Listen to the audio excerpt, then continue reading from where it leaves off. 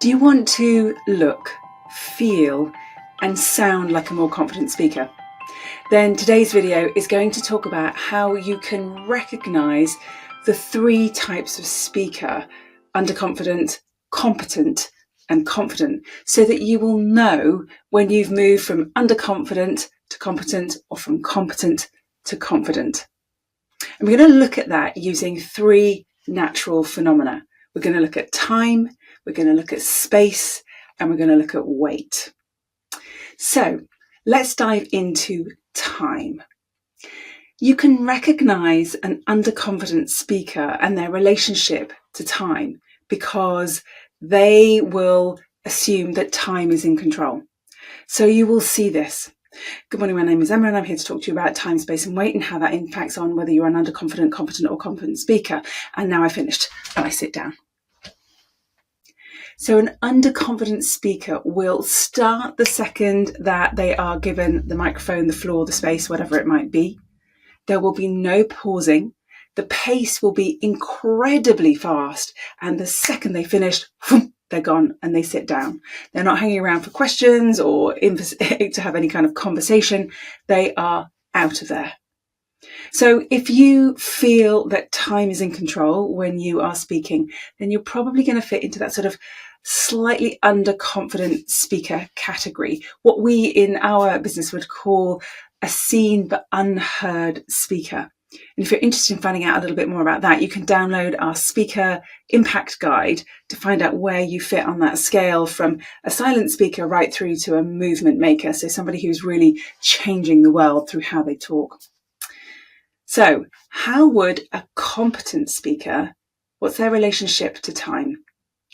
Competent speakers will generally find you've got a very nice, steady pace. So it's really easy for your audience to understand. And you're using pause, but the pauses are all probably going to be about the same length. There's no particular variation. They might want to leave immediately that they finish speaking, but they probably are a little bit more comfortable with that moment of silence before they start speaking. They gather themselves together before they begin. So a competent speaker has a relationship with time that is just much more relaxed, but it's not particularly varied. So it can feel a little bit monotone in its energy, not in the way that you're necessarily speaking, but in its energy. It can feel all a bit consistent and the same, which is great in many ways because it means your audience can really absorb the things that you're talking about, but it's not going to create movements. It's not going to change the world. So you can recognize yourself as a confident speaker if you are able to stand in silence before you begin and just absorb the attention of your audience. You're a confident speaker if you can use pace and pause with variety. So that means you can slow right down when you want your audience to really pay attention, because this is important. You can play around with your pauses so that you can have really short pauses, you can have really long pauses, you can speed up your pace. So when you're playing with time in terms of pace and pause, then you know you are a confident speaker.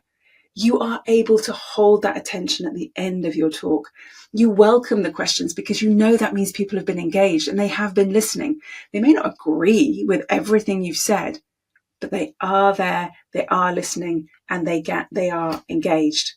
So I would ask yourself, what's your relationship to time? Is it in control? Do you have a kind of 50-50 relationship with it? Or are you in control of time?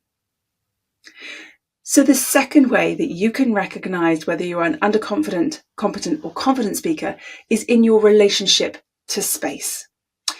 So underconfident speakers will generally make themselves quite a bit smaller. So their shoulders roll in, their feet move together. It's quite held in a body posture. They may even sort of hold on to themselves. So there's a sort of self-comforting thing going on. Now, the upper part of our body is the expressive bit of our body. So it's probably going to come out somewhere else. So you'll probably find them wandering around the stage a little bit because expressivity is coming out in their feet. There will be almost no gesture or very little small gesture with their hands, just from the wrists really, but it will be very, very small. With a competent speaker, they have a much more balanced relationship with space. So you'll probably find that their face is nice and relaxed, their shoulders are nice and relaxed. There's probably quite an open chest area, which is very lovely for their audience because they feel like they can connect with that person. But we'll probably see what I call proto-gestures. So the little sort of tiny bits of sort of gesture. Arms are probably still quite clamped to their sides, but they are beginning to move their hands in some way. If they've got a much larger space, competent speakers will use that space, but not necessarily with intention. So it's a little bit unintentional in terms of the way they might meander across a stage if they've got a stage space. Now, a confident speaker really understands that the upper part of their body is the expressive bit. So they will use great gesture that really, really helps support and underline everything that they are talking about. They'll be very intentional about where they're standing or how they're moving or how they're gesturing to their slide deck if they're using one, how they are interacting with their audience and bringing them into the conversation, even if they're the only person that's talking. Their relationship to space, their understanding of stagecraft, of how to use the space around them, is much, much more sophisticated, and it will always enhance their message. So where are you in your relationship to space? Is space in control? Do you have a 50-50 relationship, or are you in control of how you're using the space around you? Now, the third thing is weight. So underconfident speakers will often find will rise up onto their tiptoes. So everything is sort of light and almost like flying away. They might even lean forward from the waist. So there's a sort of, there's either a weightlessness or the weight is pulling them forward. Or we find that they stand utterly still, almost like their body's been turned into a statue and they're just talking from their heads and nothing else in their body is moving at all. So if you're an underconfident speaker, your relationship to how to use weight around you is slightly off balance. And it means it puts your audience in that sense of like, oh, are they going to be okay situation? They're worried for you, so they're not listening exactly to your content.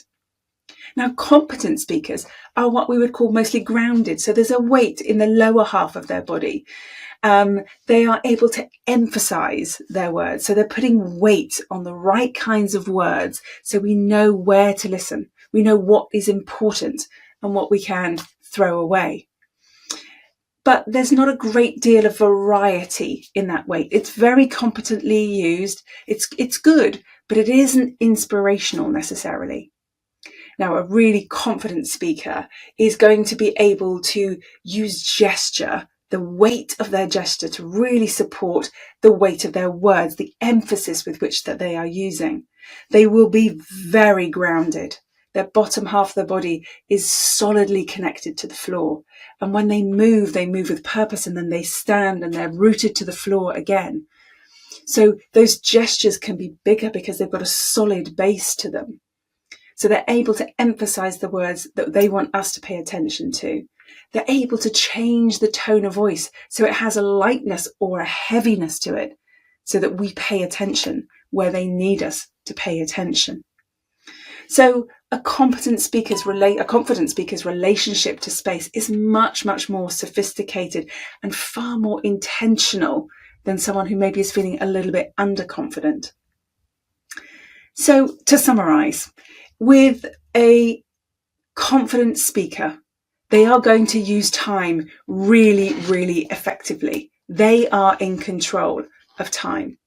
They're going to use space, the space around them. So the space around them and the upper half of their body where they're gesturing, and the space that they're allowed to use on the floor. So whether that's a stage or a smaller meeting room area, they are intentionally using that space to help their audience really understand their message.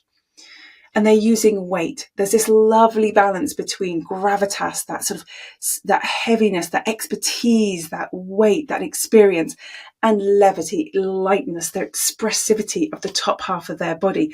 And they can use those two things in concert with each other.